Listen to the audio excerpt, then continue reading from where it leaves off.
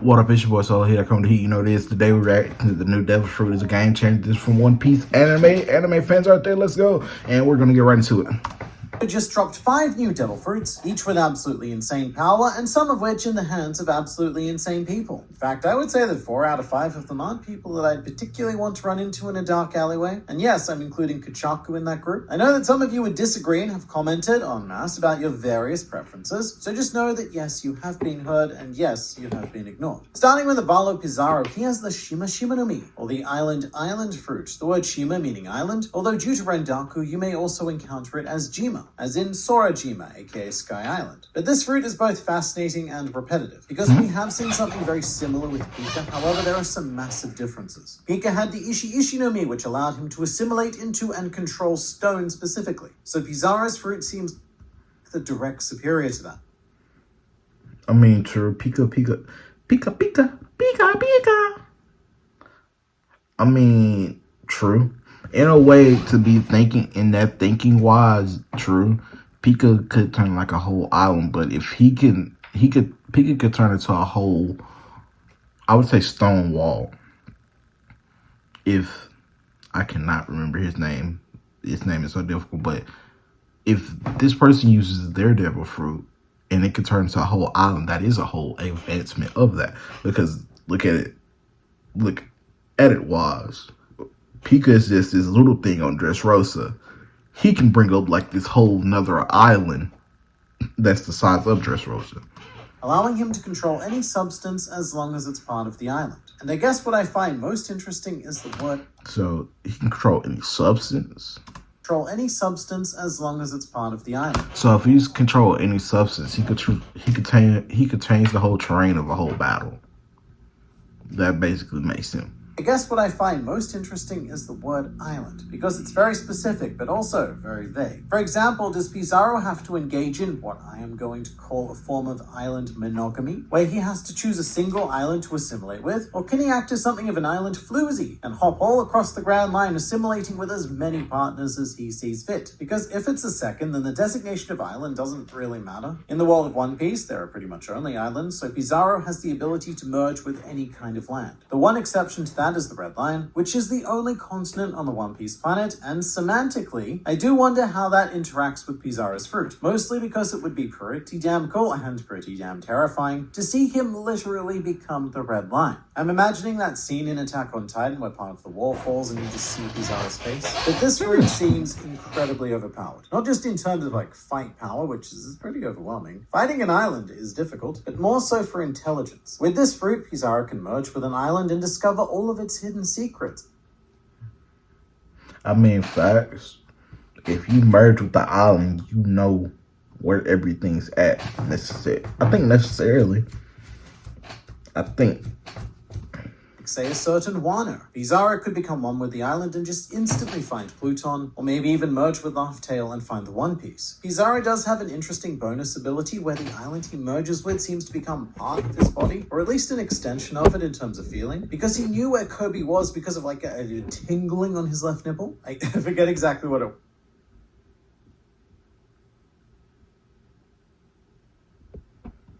But the idea of sensation isn't something that applied to Pika as far as we know. So it opens up the door of, does Pizarro feel pain when the island is damaged? Sort of like how Robin feels pain from the external limb she creates. But even if not, look, there is still some potential for things to get very awkward. Pizarro and mate, where are the escaped slaves? Well, you see, Captain, I'm not entirely sure, but I've got this weird feeling on my behind, and oh no, they're up my butt. But with that in mind, I imagine that Garp's attack could have significantly damaged Pizarro. However, if it functions similarly to Pika's, then this fruit is just insane. And I said this in the chapter review, but I am close to 100% certain that the only reason why this fruit exists at all is because Oda wanted to do something wacky and make the Hachinosu skull talk in a very cartoony way. Something I like about the Blackbeard Pirates is that yes, they have this very sinister tint, but they are by and large just a group of wacky individuals just like the Straw Hats. And I guess the ultimate question is, does Pizarro still have a true body like Pika did in the stone, or does the island actually become his body? Because right now, given the sensations, I'm leaning towards the latter, which would be great because it means he can't be beaten in the same way that Pika was.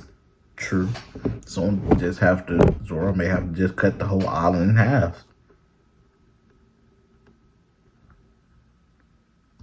So you just know that Zoro is going to see this power and go, not again. Or maybe not. After not recognizing the Lunarians, maybe he just forgets he even fought Pika to begin with. Vasco Shot is now the proud and mostly conscious owner of the Gabu Gabu no Mi, which is the Licka Licka fruit, and was translated as the Glug Glug fruit in the scans. Glug Glug is in the sound of drinking. Most devil fruits are based on some sort of onomatopoeia. But I do think that alcohol is pretty important to keep in mind, because you can glug glug almost any liquid. And if this fruit was, say, just a drink fruit, which I think literally would be the Nomi Nomi Nomi, if that was the case, then it would literally be able to control all liquid. So I consider Vasco Shot to be the smoker as opposed to the Caesar in this scenario, because smoker can control a type of gas, while Caesar can control all gas in general. And in the case of Vasco Shot, he seems to only be able to control alcohol. That's an interesting way to put it.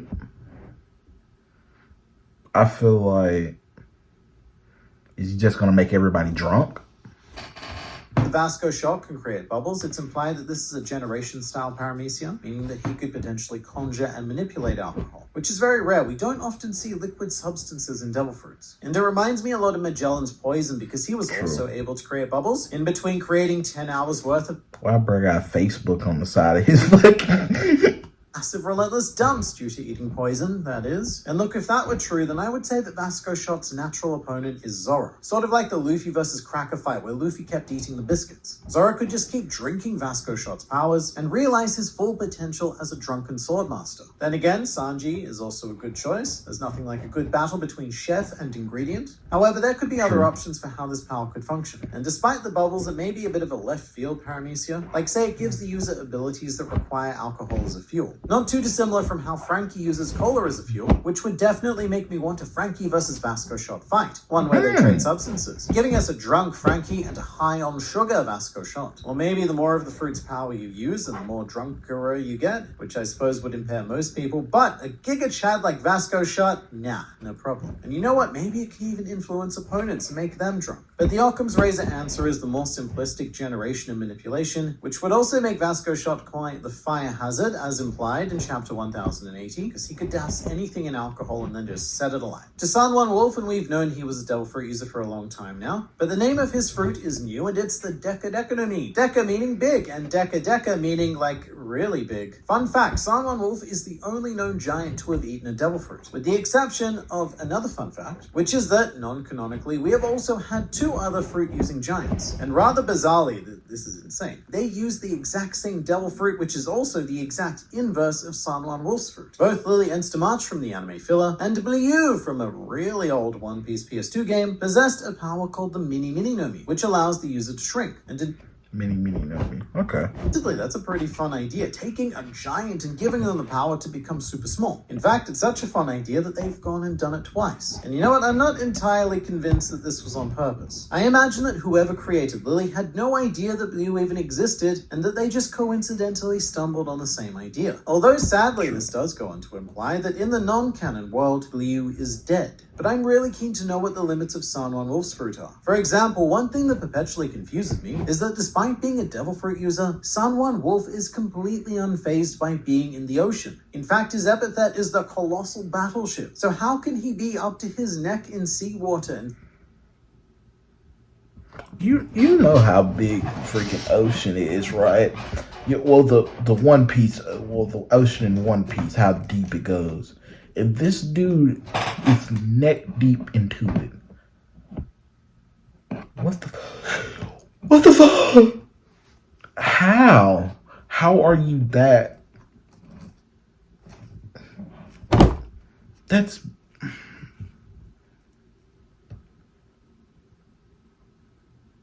wow. That's still not have an effect. fair, though. But his base height is 180 meters, which is slightly taller than the Washington Monument, and if this fruit does allow, as we suspect, San Juan Wolf to actually walk on the seafloor, then that would imply that he can grow at least up to 10,000 meters tall. And if he was to do that on land, then he would reach the general height of Sky Islands. However, even then, that still wouldn't make him the tallest living thing in the world. That title still belongs to Zunesha, who is a whopping 35...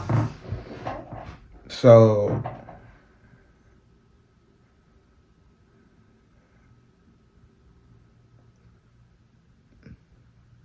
the odds are killing me.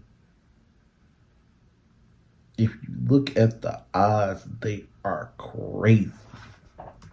Kilometers tall, meaning that his body extends from the bottom of the seafloor to 15,000 meters above Sky Island. Although the real game changer would be if Sanwan Wolf can use this fruit on things other than himself. But to potentially the most versatile new fruit, Prince Gru is the user of the Gunyo Gunyo no Mi, which appears to allow him to conjure and manipulate clay. And I'd say that it's the clay equivalent of Galdino's wax fruit, but there's a pretty huge difference here in that Gru can create golems. I mean, yeah, Galdino made all sorts of fun wax constructs and even copies of himself that he got painted by Miss Goldenwing, but I think that this is something very different. The golems of Gru appear to have some sort of independent thought, and when I first read the chapter, I initially thought that he created... So basically, he's creating clay soldiers?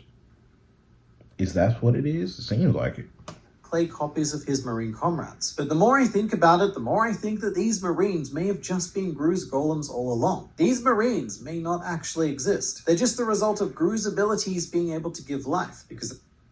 There is absolutely nothing going on with me romantically. Great. Can I buy you a drink? There's nothing absolutely wrong with going on with me That's romantically. what a golem is. Creatures brought to life from assorted elements. And we have seen life-giving powers in the past, specifically with Big Mom's soul abilities. But also Sure. even with stuff like Corona being able to create hollows that undertake her commands with a sense of self-agency. To be fair, I could be thinking about this a bit too deeply, because the problem here is that it's kind of like a Basil Hawkins-style mystery. His devil fruit, theoretically, just creates and manipulates straw. And it's never explained...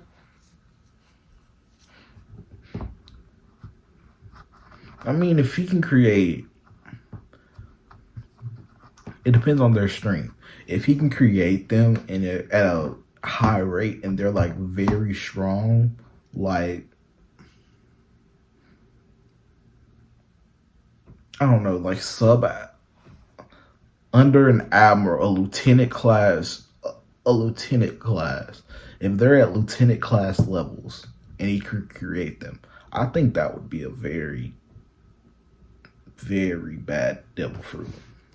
What functions with all of the voodoo stuff as well as all the In the cards. good way. So we never actually found out whether that's a specific part of the fruit unlocked by imagination or if it's just a completely separate magical power. When you think about it though, what Gru can do is create a series of budget Logia users, which is incredibly useful. And if it does end up being more along the lines of the wax fruit, then the potential for clay is limitless. But now we arrive at what I'm going to call the most interesting new devil fruit. Kuchaku's Muchi Muchi no Mi, or the Whip Whip fruit, is quite the fascinating existence that at first I thought was a variant on Diamante's flag fruit. Like the idea that Kuchaku can turn whatever object she touches into a whip. But then it became clear that we are dealing with a whole new subgenre of magical fruit, which I am going to label the BDSM class, because it allows Kuchaku to command objects by accusing them of being, quote, bad boys. And in a really weird way, this fruit may even exist as a direct counter to Avalo Pizarro's powers, because he can become an island, but Kuchaku could just potentially give him a bit of a smack and order him around.